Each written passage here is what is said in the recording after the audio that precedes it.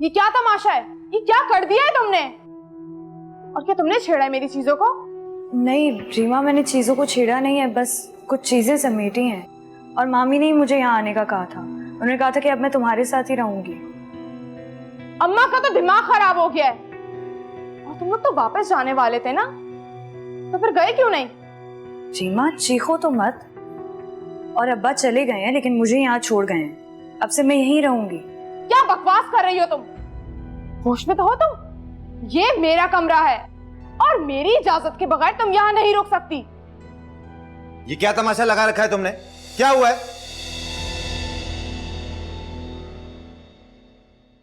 क्या मसला है तुम्हारा? क्यों घर आते ही शुरू हो गई हो तुम? भाई ये देखें कमरे का क्या हाल कर दिया इसने। और ये कह रही है कि ये यहीं पर रहेगी। इसको इजाजत किसने दी मेरे इस कमरे में रहने की? उसे अम्मा ने कहा होगा ना। तुम्हें पता नहीं है कि फूफा उसे यहाँ हमारे पास छोड़कर गए? नहीं रख सकती इसको मैं अपने कमरे में। और आप लोगों ने मेरी इजाजत के बगैर इसको यहाँ कैसे रहने दिया?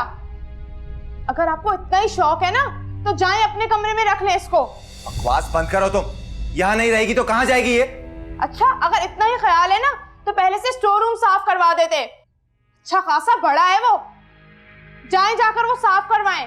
और मैं क्यों कुर्बानी दूं हर चीज की?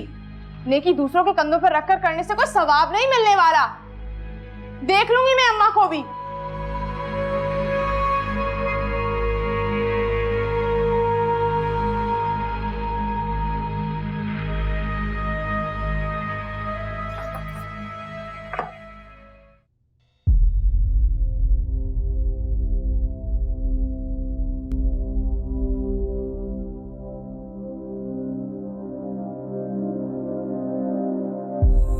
जब एक जगह किस्मत के दर बंद हो जाते हैं तो अपनी जमीन बदल लेनी चाहिए। देखना, जब तुम अपनी जगह अपनी जमीन बदलोगी तो सब कुछ ठीक हो जाएगा। और तुम जहाँ जाने वाली हो, तुम्हें वहां से बहुत कुछ मिलना है और तुम्हें बहुत कुछ देना भी है। चाहे कुछ भी हो जाए, तुमने अपना यकीन नहीं छोड़ना है खुदा पे। सॉरी नजफ, लेकिन यही जगह तुम्हारे लिए ठीक है।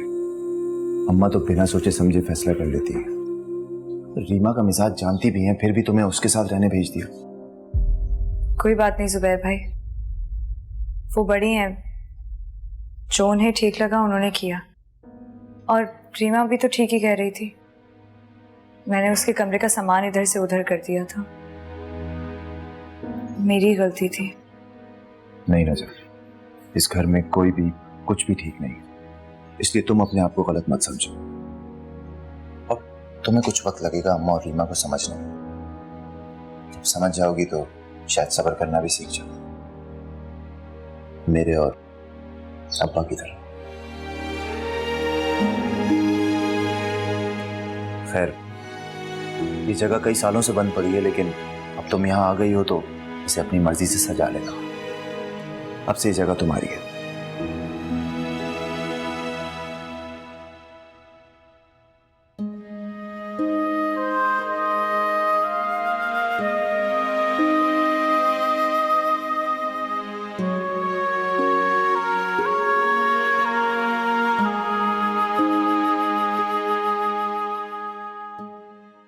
अम्मा,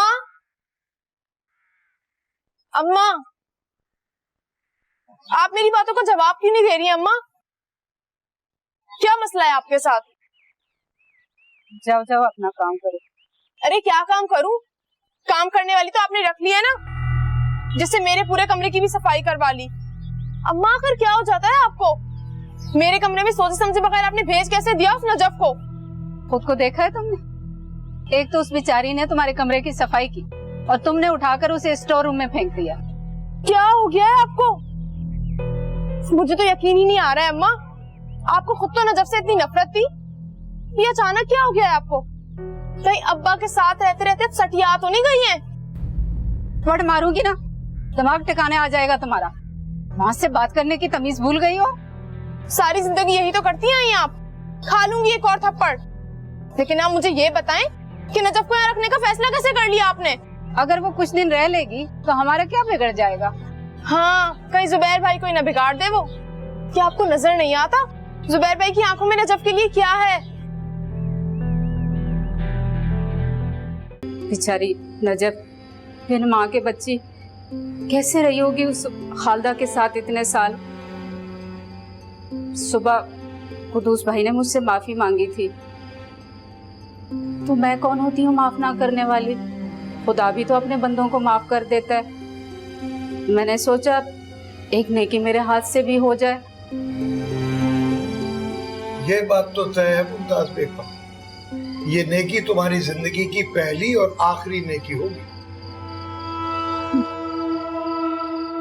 मुझे तो एक बात समझ नहीं आ रही, आखिर आपको मुझसे ऐसी भी क्या नफरत हो गई इस उम्र में?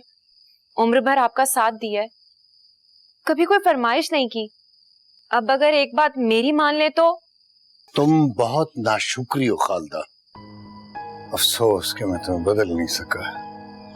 तुमने सारी जिंदगी लोगों को अपने इशारों पर नचाया है, लेकिन अब मैं और तुम्हारे इशारों पर नहीं नाच सकता। जाओ, चली जाओ, मुझे कुछ काम करने दो, मैं तुम्हारी तरह फारिग नहीं हूं। पता नहीं क्या फैसला करना चाह रहे हैं आप। खैर मुल्क जा रहे हैं और कुछ बता भी नहीं रहे। अब बताने के लिए रह भी क्या गया है? सीधी सी बात है, ये घर नजफ की मिल्कियत है। नजफ की मिल्कियत? इस बात का मैं क्या मतलब लूं? इस बात का वही मतलब है जो तुमने सुना है, लेकिन अफसोस कि तुम समझना नहीं चाहती, क्योंकि तुम्हारे जहन में तो पता नहीं कुछ और समाया हुआ है। अब चली जाओ, सुबह मेरी फ्लाइट है, रवानगी है, मुझे कुछ काम करने दो, फिर मैंने पैकिंग भी करनी है। और हाँ, पैकिंग में भी तुम्हारी मदद की जरूरत नहीं है, क्योंकि हमेशा से अपने काम तो मैं खुद ही करता आया हूँ, ये भी कर लूंगा। आखिर ऐसा भी क्या कर दिया है मैंने जिसकी आप मुझे लगातार सजा दे रहे हैं? बस एक नजफ को ही तो ठिकाने लगाने की बात की है। उसे ठिकाने लगा कर ही तो आया हूँ। तुम्हारे बस में होता तो उसे हमेशा के लिए ठिकाने लगा देती। और अब तुमने अपनी मासूम बच्चियों के जहनों में भी यही कुछ डालना है। मेरी नजफ बेटे के लिए पता नहीं इन बच्चियों के जहन में क्या क्या जहर तुमने भरना है। अब चली जाओ, खुदा के लिए चली जाओ, मुझे काम करने दो, कुछ जाओ। अब आप नजफ को कहाँ छोड़कर आए हैं, मुझे इतना तो बता दें। जहां उसे होना चाहिए। अभी उसका मामू जिंदा है और उससे बहुत प्यार करता है। तुम्हें तो याद नहीं होगा बेटा, तुम छोटी थी ना, बहुत प्यारी थी। खानदान के पूरे लोग तुम्हें गोद में लिए लिए फिरते थे। मामू बचपन में तो सभी प्यार करते हैं,